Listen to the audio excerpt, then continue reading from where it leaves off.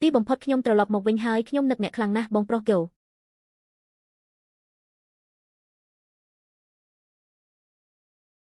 ចុះអ្នកវិញគិតយ៉ាងណាបើខ្ញុំមកខុសអញ្ចឹងខ្ញុំទៅមុនហើយចាំសិនប្រាប់ខ្ញុំថាតើមានអ្វីទៅតើពេលណាហើយតើអ្នកទៅណា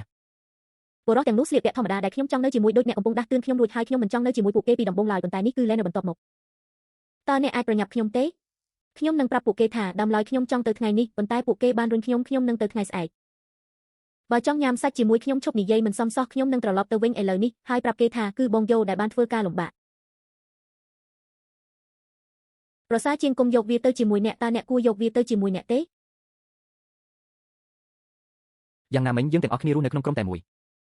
ក្មេងប្រុសជំរុំខ្លះមិនមែនជារឿងធំទេដរាបណាពួកគេស្ដាប់បង្គាប់ពួកគេថ្ងៃនេះយឺតពេលហើយហេតុអ្វីយើងមិនទៅហាត់សូមរងចាំរហូតដល់ការវាឆ្មក់ផឹកស៊ីចប់ខ្ញុំគ្រាន់តែចង់រំខានអ្នកដើម្បីឲ្យអ្នកត្រឡប់មកវិញដោយសុវត្ថិភាព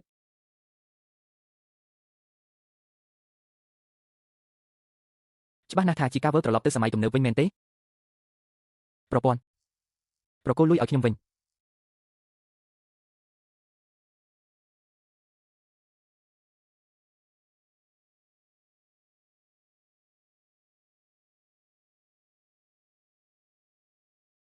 ហេក្មេងប្រុសទីបំផុតបានលើកទូរស័ព្ទខ្ញុំគិតថាអ្នកគិតថាមន់ទើបតែត្រូវបានគេសម្លាប់ខ្ញុំទើបតែទៅភ្នំច្រូតកាត់ទើបមកដល់ផ្ទះវីឡាបន្ទាប់មកខ្ញុំនឹងទៅរកអ្នកហើយអង្គុយអ្នកទាំងអស់គ្នាបានដើរលើពែងរបស់មីងហ្គេងហើយលក់វាក្នុងតម្លៃ6ដុំអតីតកាល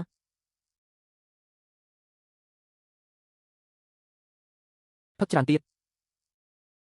សំណាងល្អដែលខ្ញុំមិនបានដេកលក់រហូតដល់ស្លាប់បើមិនដូច្នោះទេវានឹងត្រូវបានពន្យាពេលខ្ញុំមិនដឹងថាតើ Feng Shengleng និង Jet Se ត្រៀមខ្លួនរួចរាល់ហើយឬនៅប្រព័ន្ធបញ្ជូនខ្ញុំត្រឡប់ទៅជាជីវិញអ្នកត្រឡប់មកវិញហើយខ្ញុំគិតថាអ្នកមិនត្រឡប់មកវិញទេតើវាអាចទៅរួចដោយរបៀបណាថ្ងៃស្អែកជាថ្ងៃធំរបស់គ្រួសារយើងអ្វីពិតជាស្រស់ស្អាតប៉ុន្តែមិនមែនអ្វីទាំងអស់នោះទេវាត្រូវបានជួសជុលទាំងអស់ខ្ញុំក៏ត្រៀមដែរទោះបីជាខ្ញុំទៅដាលីនក៏ដោយសូមអបអរសាទរសូមអបអរសាទរសូមអបអរសាទរសូមអបអរសាទរសូមអបអរសាទរសូមអបអរសាទរ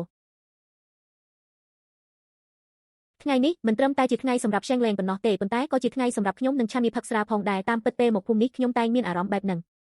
ខ្ញុំជាអ្នកឆ្លងកាត់ខ្ញុំដឹងថាពេលដែលខ្ញុំបានជួបជន់មីនាងបានមើលថែនិងការពារខ្ញុំតាំងពីពេលនេះទៅខ្ញុំពិតជានឹងព្យាបាលឆាន់ឆៃនិងកូនស្រីរបស់ខ្ញុំបានល្អនាពេលអនាគត